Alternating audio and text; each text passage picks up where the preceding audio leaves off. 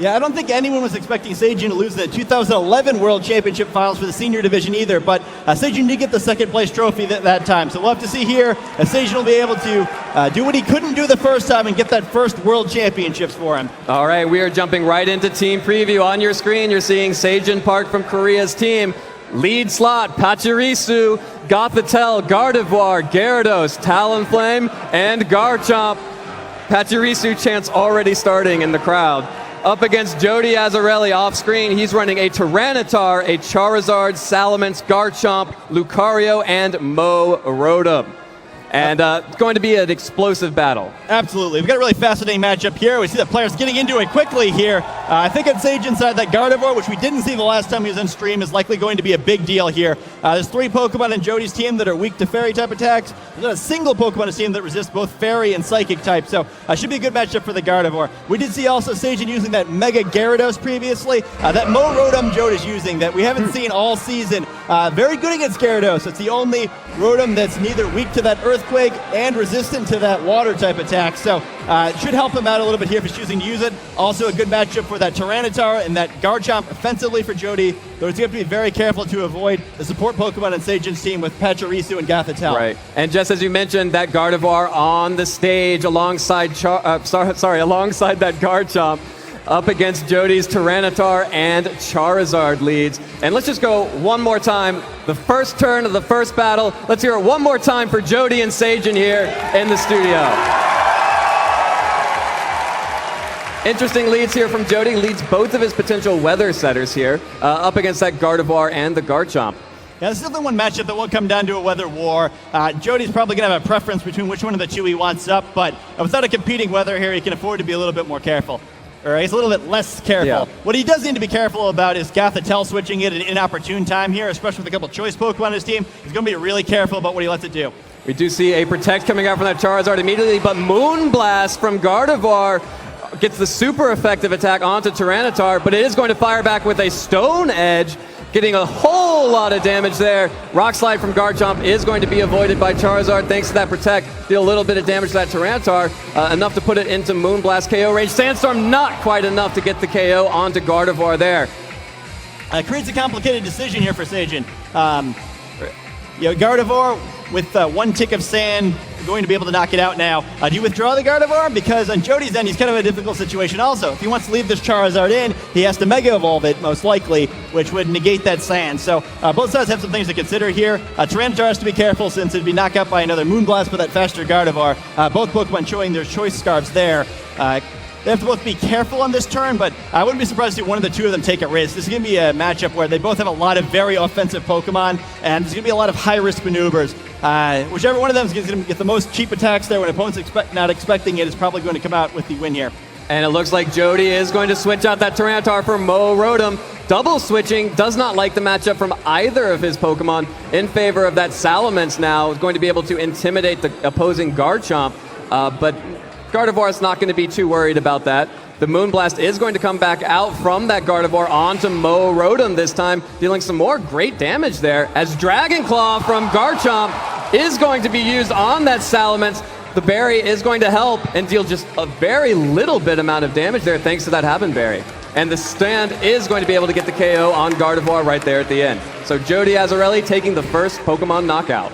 Yeah, Seijun choosing to make a sacrifice there. Likely he expected that to happen there, judging by the way he played out that turn. We just see the Citrus Berry activating for Rotom there, healing up there to get Jeudy in a little better board position there with higher health Pokemon in both of his slots. He does get the early lead there, which is a big deal. I think removing that Gardevoir is a big deal. I mentioned previously that there are a lot of Pokemon on his side of the field that are weak to Moonblast. He's brought at least 2 of them, so he really doesn't want to have to deal with that for long periods of time. I think that letting it go so early is dangerous unless Seijun's got a great plan here for how he wants to deal with the situation without it, because if he was able to get 3 or 4 Moonblasts off, it's very likely Seijun would win the game there. So huge start for Jeudy to get rid of it.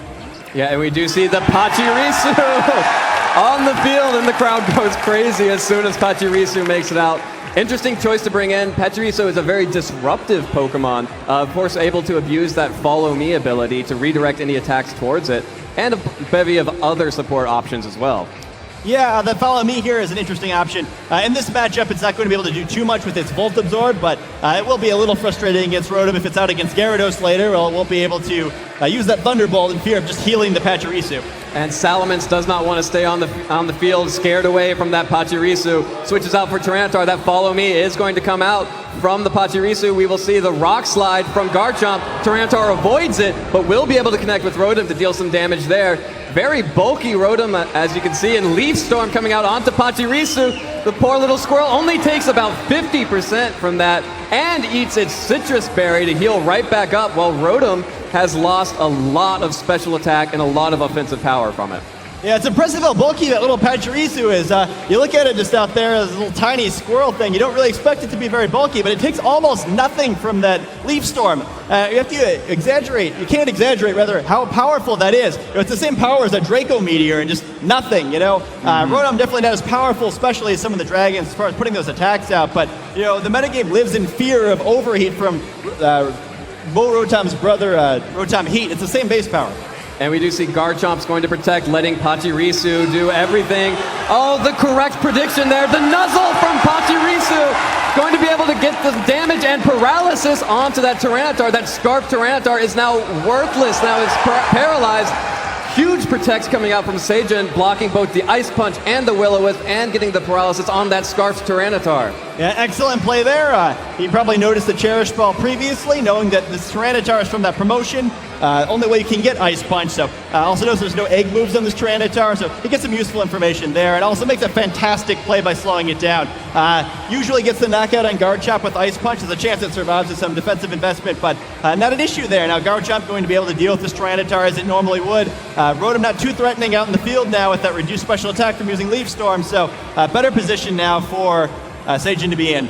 And Pachirisu is going to redirect all targets. I'm pretty sure Jeudy would want to get that off the field right now anyway. As we do see Garchomp's Dragon Claw is going to attack that Rotom, and Will-O-Wisp redirected away from Garchomp onto Pachirisu, now burnt. Will be taking that burn damage every turn in addition to some more turns of sand as Ice Punch comes through from Tyranitar, still dealing almost no damage. And fortunately for Seijin, that Sandstorm is going to subside this turn so that we don't have to worry about any additional chip damage. Yeah, Pachirisu now has to at least be attacked once more, or it'll survive 2 more turns after that burn damage, but likely going to Follow Me and go down anyway. Garchomp probably needs to try to get a knockout on this turn. Doesn't necessarily need to get both of the enemy Pokemon, since it can get another one on the next turn after the protection from the Follow Me, but Sage is going to need to start picking up Pokemon here. There's a lot of weakened Pokemon on Jeudy's side, but he does need to start evening out the Pokemon score. Even with a bunch of weakened Pokemon, playing from 2-4 down is going to be pretty tough. However, Garchomp still has a full health here. We still have a full health Pokemon in the back. So Sage is definitely setting up to make a comeback here. He's trying to win the late game, not necessarily just on Pokemon score. And it looks like Seijin's going to protect his Garchomp, sending out Talonflame as Protect comes out from Pachirisu. Going to try and keep that Pachirisu on the field. Leaf Storm into the Protect. Ice Punch into that Talonflame. That's some good damage onto Talonflame. And the freeze! The Ice Punch gets the freeze onto Talonflame. It's stuck in mid-air. Can't do anything. Really unfortunate break there on the switch in. Now you wonder how it stays floating like that, but a really, really big freeze there. And that was sort of the issue of that Pokemon lead that Jeudy started to accumulate there, is that one wrong thing happening and there's not enough ground to make it up. I think if Seijin had gotten a position where he just had mostly full health Talonflame and mostly full health Garchomp out, it would have been a good situation there. But Pachirisu now only has a turn left, and let's be able to absorb a Thunderbolt with that Volt Absorb.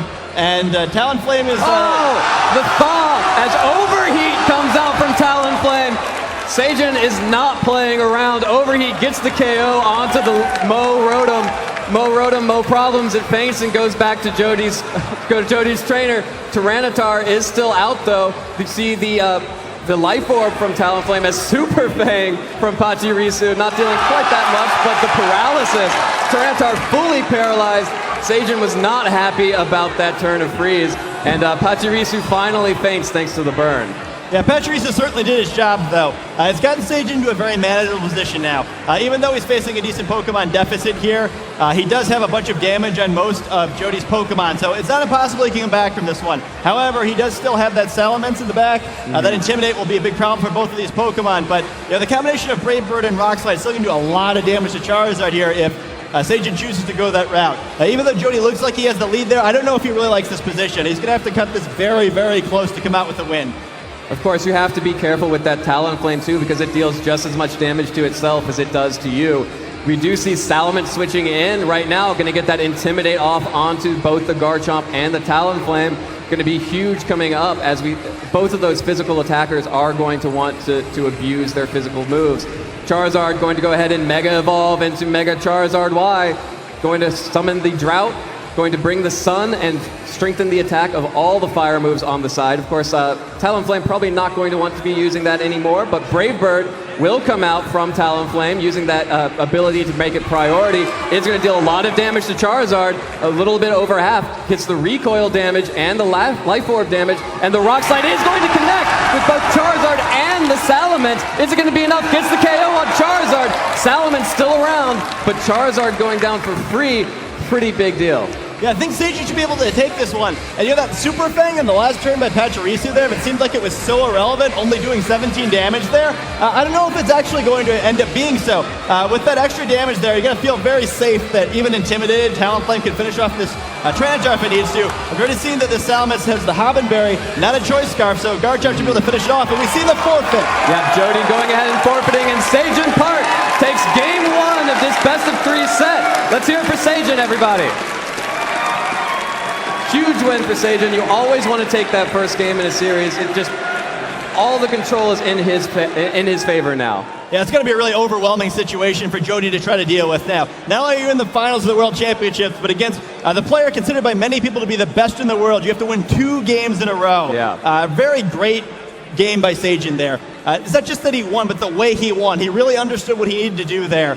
He planned out the game so that he would be able to win in the end. It didn't matter if he fell down behind early as far as Pokemon remaining. It just mattered if he could close out the game. I think a lot of times players will get a little too involved with the trading each turn, where you're just trying to win through tactics. Like, I'm going to win this turn, I'm going to outsmart my opponent, I'm going to get this knockout. But the long-term plan isn't there. We really see that from Sajin, where even though he seemed like he was losing most of the game, he ended up in a situation where he won the game cleanly because he always kept the end of the game in the mind, not just the beginning. Yeah, definitely strong play from Sajin. We are going to go right into game 2. Sajin on the top of your screen, Jeudy on the bottom. Salamence and Lucario going to be the leads for Jeudy this time, as Sajin's going to go ahead and throw out that Garchomp and Gardevoir once again. So Jeudy switching up the leads a little bit, and Sajin just decided to go with what works. Yeah, I love Jeudy's switch up here. We saw the Mega Charizard throughout all of Jeudy's previously streamed matches. However, this Lucario can go both ways, it looks like. It does have Lucario Knight, so it's capable of Mega Evolution, and we see it As here. It is. Yeah, Mega Lucario making its first appearance on the stream here. Going to go ahead and Mega Evolve, get a lot of additional power on the field for Jeudy. And Bullet Punch coming up from Mega Lucario onto Gardevoir. Not quite enough for the one-hit KO. Dazzling Gleam, the choice from Gardevoir. Super effective damage on Salamence, and the Earthquake not affecting Salamence or Gardevoir thanks to that telepathy, but will be able to get the damage onto Lucario. Is it going to be enough? Is Mega going down? The Mega goes down. Turn 1 for Jeudy. A huge gambit from him, did not pay off, but Rock Tomb from Salamence going to hit that Garchomp and slow it down just a little bit. Yeah, excellent play there on Sajin's end. I don't know if he trained his Pokemon with that Lucario Bullet Punch in mind, but I think that was one of Jody's main tricks of this matchup, the ability to use that Mega Lucario, which hadn't been seen before, and try to get a quick knockout of that Gardevoir. Once again, we see it very low in range of Sandstorm damage, but this time the damage looks like it may have been done. Garchomp's still in great position to try to do some damage here. Dragon Claw and Salamence or Earthquake and Tyranitar would do some very serious damage. Tyranitar's going to have to lock into a move here, which will help out Sajin significantly, planning out the rest of the game here. And getting one more knockout, even if it's not on Tyranitar, would prevent it from switching moves again, creating a much more winnable endgame situation for Sajin. Jeudy is going to protect that Salamence, does not want to let this Dazzling Gleam get the KO there. Going to deal no damage to that Salamence, but super effective damage onto Tyranitar. Rock Slide is the choice from Jeudy. That's the play. Going to pick up the KO onto Gardevoir, get some damage onto Garchomp. Hope for a flinch here. Could be a huge for Jeudy. The Earthquake is going to go through. No flinches. Earthquake onto Tyranitar. Super effective hit. Is it going to be enough? No! Survives with just 12 HP. Salamence taking some Sandstorm damage, but a good KO, a KO that Jeudy needed. Yeah, he does get some progress here. No longer has to worry about that Dazzling Gleam, which should easily knock out both of those Pokemon, but he gave up a lot to get a Tyranitar on the verge of being knocked out now. Salament's also very low. Garchomp to easily knock out either of these Pokemon now that Tyranitar is locked into that Rock Slide. We did see Jeudy come back from a seemingly unwinnable situation during his top 4 match with that Rock Slide Tyranitar, getting some key critical hits and flinches. He might need that again here. Garchomp alone is creating a lot of threat right now, and we haven't even seen 2 of Zajan's Pokemon yet. Yeah, and it looks like it's going to be Pachirisu.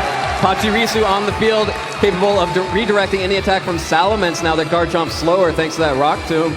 So it's a great play from Zajan to bring that back out. Yeah, it can definitely help out a whole bunch here. A quick follow me prevents Salamence from creating any real threat here. And Garchomp comes as his pickup, which of the Pokemon it wants to try to knock out. Jeudy likely going to need to switch one of the 2 here, but the other one's going to be in a lot of danger. He's kind of got to hope that Zajan guesses wrong about which of the 2 that he switches out. There's also the threat, too, of a Super Fang here, but do see the follow me. Yeah, follow me coming out from Pachirisu. Jeudy keeping both in. Rock Slide coming out from Tyranitar. Going to have to hope for a flinch onto that Garchomp. It looks like we do see some small damage on both. Draco Meteor from Jeudy onto that Pachirisu. Probably originally targeted for that Garchomp. Will connect, will deal some good damage, but we've already seen not enough. That Pachirisu's so bulky, if that Mo Rotom's Leaf Storm wasn't proof enough, it just tanked a Salamence Draco Meteor, and no flinch! So Rock Slide does come out from Garchomp. That should be a double KO. No! 2 HP from Salamence, but fortunately, we'll have to see, will the Sand stick around? Yes, one more turn of Sand does pick up the KO on Salamence. So double KO for Zajan that turn. This game, he does get the Pokemon lead. A big 3-1 advantage now. He still has his redirection available with Pachirisu here, so hard to imagine anything Jeudy can do here. I never thought I'd see the day where Pachirisu was a world champion, but it looks like we're on the verge of it here. Yeah, and it looks like Mo Rotom is going to be Jody's last hope to keep the world safe from world champion Pachirisu. But up against the Garchomp and the Pachirisu. Pachirisu, of course, could take one for the team, use that follow me to redirect any attacks from Mo Rotom. But instead, Pachirisu is not going to do any of that. It's going right on the offensive. Super Fang going to take away half of Mo Rotom's health. Dragon Claw right back after critical hit!